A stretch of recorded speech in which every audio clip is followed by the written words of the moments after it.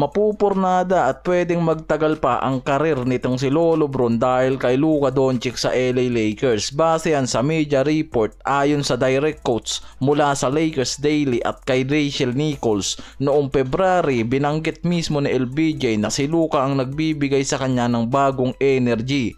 Yan yung sinabi ni Lolo Bron. Pero kung tungkol naman daw sa idea na baka humaba pa yung karir niya dahil kay Luka, ang sagot lang nitong si LBJ, titignan nga raw nito kung ano pa yung mangyayari. Si Luka may extension contract na 3 years ngayon sa Lakers at inaasahang aabutin niya yung max deal sa franchise ng LA Lakers. Si LBJ ngayon player option na lang ang hawak at walang report about sa extension o bagong contract niya. Kaya inaasahan talaga after ng 2026 na magkakaroon ng part ways yung mga to. Pero depende kung pagpasok ng 2026 summer mabigyan pa siya ng new contract ng Lakers. Nakikita kasi dyan na pinili ni LBJ ang player option sa 2025 to 26 na nagkakahalaga ng 52.6 million. Malinaw na bukas pa nga raw to sa paglalaro ng isa pang season, lalo na kung mabibigyan siya ng isang roster na competitive sa championship window. Ang bagong era ni Luka sa Lakers ang nagbibigay ng bagong energy kay Lolo Bron, mga pare ko'y, base sa media outlet, at possible magbigay daan yan para ituloy pa niya ang karir niya ng mas matagal kaysa sa plano niya na pagre-retiro.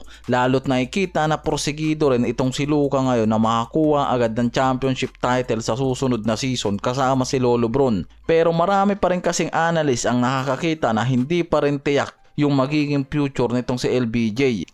Dahil wala pang confirmation si LBJ sa pagre-retiro ngayon, bukas pa siya sa isa pang season, depende sa lineup na mabibuild pa ng Lakers, at may mga insider na naniniwala na pwedeng ito na rin talaga yung huling season ni LBJ sa Lakers. Last season si LBJ ang top performer para sa Lakers na nag-average ng 24.4 points, 7.7 rebounds, 8.9 assists per game at may shooting split na 51.6% mula sa field at 39.5% mula sa 3-point line. Kaya talagang maganda pa rin yung numbers and averaging na nabibigay nitong si LBJ sa LA Lakers. Motivated si LBJ ngayon sa Lakers, lalo na sa pinapakitang magandang chemistry nito kay Luka. Championship mode ang nakikita dito sa mga to. Gusto niyang makatulong manalo ngayon sa LA Lakers. Handa rin siyang magbigay ng pay cut para makahinga ng maayos ang roster sa trade na to. Samantalang ang focus ng Lakers nakatutok na rin sa long-term plan. Si Luka na ang future superstar ng Lakers at nakasentro ang team building sa kanyang timeline. Si LBJ parang bridge lang na gusto nilang magtagal hanggat makakatulong to sa era ni Luka. Pero nakikitang may hangganan talaga yan, mga pare ko'y. Matapos naman makuha ng Lakers si DeAndre Ayton via buyout, nagbukas ulit ng bagong windows ang LA Lakers sa ibang interior reinforcement. Kasama dyan mismo sa usapan itong si Robert Williams III na nakikitang may proven interior presence plus magiging reunion ng dalawang sentro na to sa Lakers dahil sa parehas nga to na naglaro sa Portland Blazers. May trade talks na sa pagitan ng Lakers at Blazers about sa availability nito sa trade market. Ang Lakers kasi nakikitang pinakamalakas na contender team para makuha itong si Williams sa trade. Mas malakas pa kaysa sa Warriors, Bucks at Celtics na parehas nangangailangan ng frontcourt defender. Dahil sa Portland kasi naka-stack lang naman si Williams dahil sa logjam ng center rotation kasama sina Donovan Clingan at Young Hansen, at nagiging limitado ang laro niyan at playing time sa Portland dahil mismo sa injury. Yan din mismo yung nagiging risk para dito sa Lakers kung kukunin nila itong si Williams.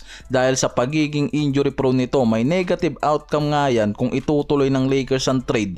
Pero nakikita naman at nasa report na kung magagawa ng Lakers na mapanatiling healthy to, yan yung isa sa pinaka-dominant na center at rim protector na makukuha nila ngayon sa market. At plus magkakaroon pa ng reunion yung dalawang sentrong to. May proposed trade package ang Lakers para kay Williams. Makukuha dyan ng Portland itong si Gabe Vincent at isang second round pick o possible 2032. At yung pinaka-alternative trade dyan ng Lakers na mabibigay sa Portland, itong si Dalton Knecht at Jared Vanderbilt para kay Williams. Kung walang balak ang Lakers na magbigay ng draft capital para sa kanilang future, yan yung nare-report, mga pare ko'y.